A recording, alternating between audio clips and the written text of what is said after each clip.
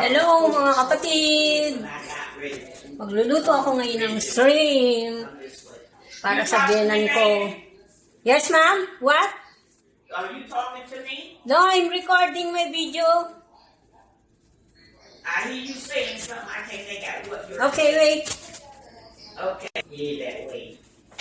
And so, Ayan, akala niya may sinasabi ko sa kanya kaya tinawag niya ako.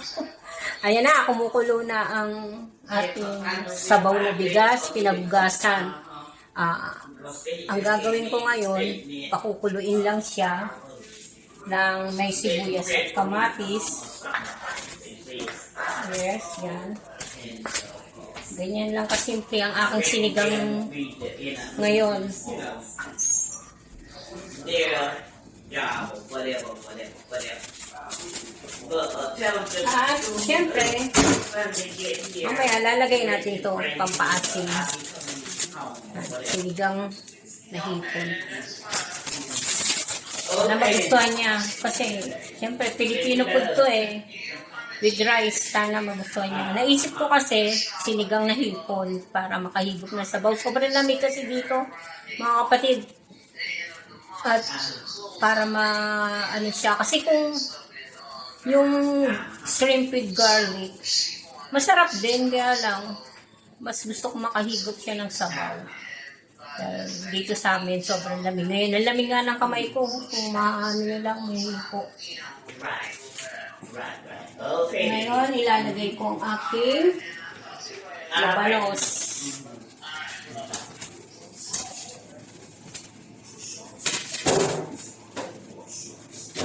Ihuli natin yung shrimp kasi madali lang naman maluto ang shrimp.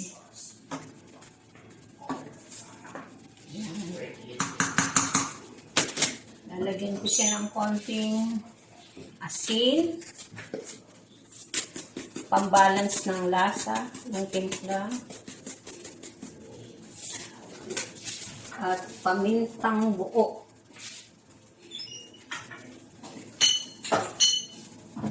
Yan. Pamintang buo. Konti lang. Tatlo lang naman kaming kakain nito eh. Si Reggie mamaya iba ulam niya.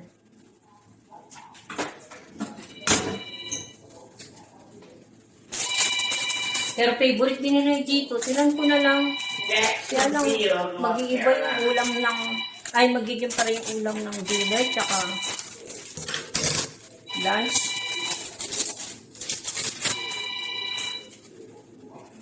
Then, ilalagay ko na ang aking kangkong.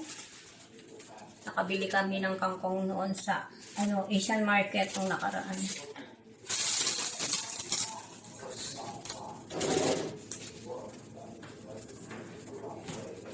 Sunod ko yung Okay. shrimp. Ayan na siya. Hello, ma'am. What's that smell? This is like this, ma'am, oh. Sinigang na hipon.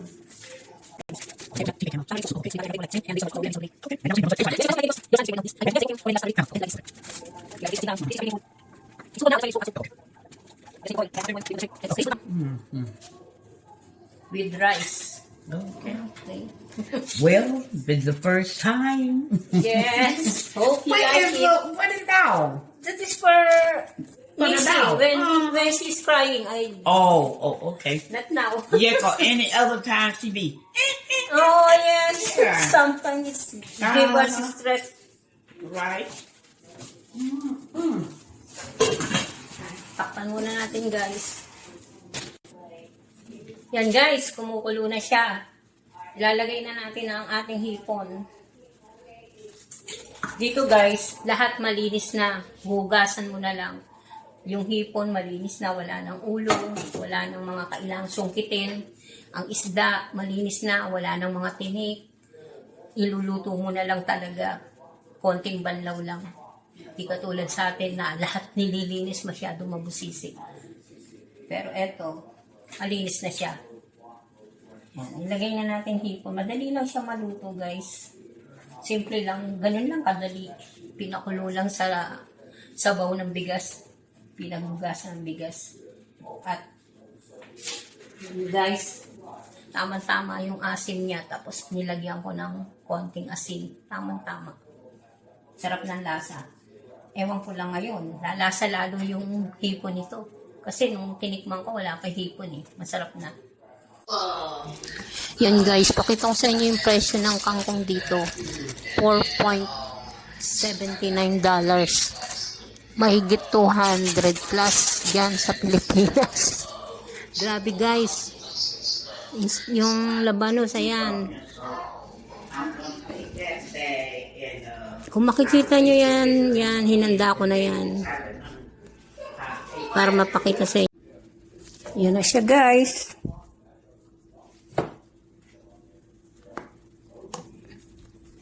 Ganyan na itsura niya. Kumukulo-kulo na. Luto na yan. Mamaya, lunch, bibigay natin sa kanya. Ayan na guys, mga kapatid, kumakain na siya. Nagustuhan niya. Nakita ko nag-e-enjoy siya. Hinihigop-higop pa niya kanina yung sabaw dun sa plato niya eh. Salamat naman, nagustuhan niya. Nagustuhan ng aking biyanan.